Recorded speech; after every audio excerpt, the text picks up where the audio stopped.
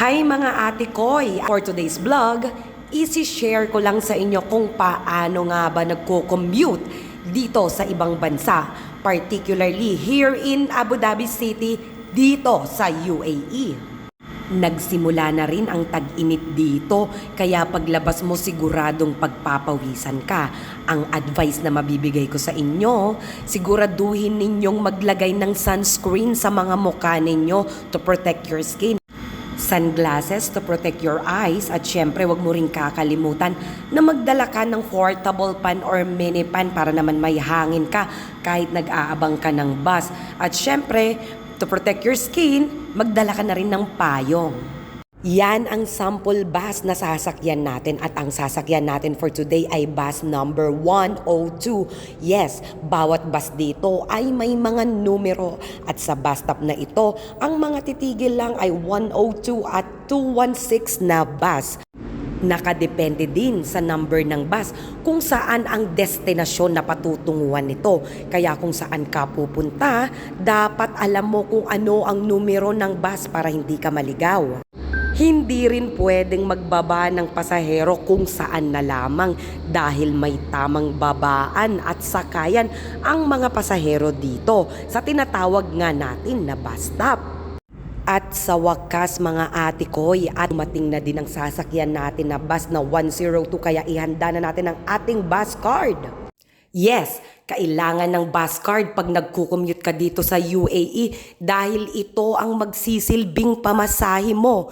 Hindi dito uso ang cash at walang konduktor dito. Tuwing sasakay ka at bababa ng bus, kailangan mong itap ang iyong bus card. At pag sasakay ka dito, nakahiwalay din ang babae sa mga lalaki. Kaya tara! Biyahe na tayo, papunta sa Abu Dhabi City.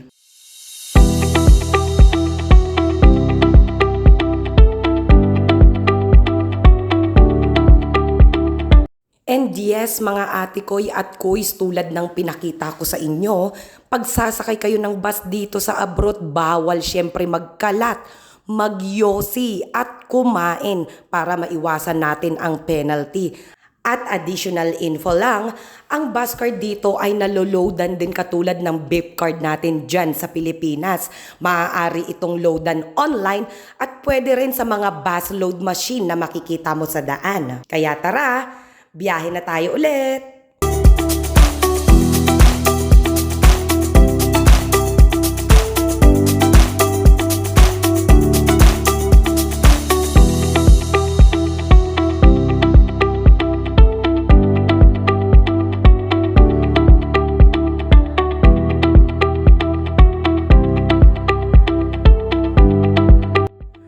At ito na nga mga ate koy at mga kuys, nasa Abu Dhabi City na tayo at magbababa na ang driver sa first bus stop.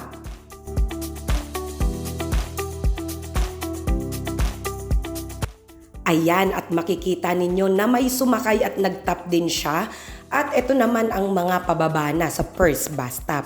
Kaya tara, biyahe na ulit tayo.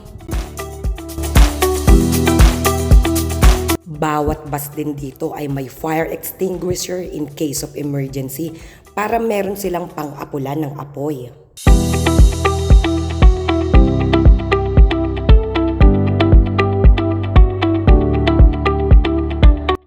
At nandito na nga tayo sa second bus stop. Same thing pa rin, may bababa at may sasakay pa din.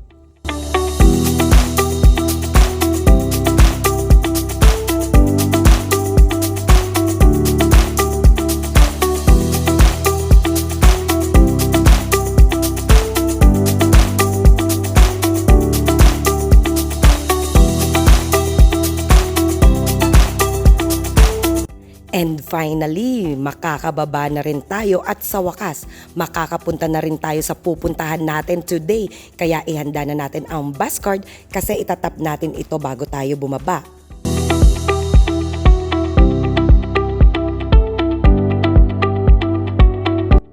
At ito na, itatap na natin ang ating bus card at makikita natin kung magkano pa ang ating balance. Kung nakita ninyo, that is 20 dirhams and 53 pills pa ang natitira. Kaya tara na, papunta na tayo sa ating pupuntahan. Until next vlog, thank you mga ate koy at mga kuys!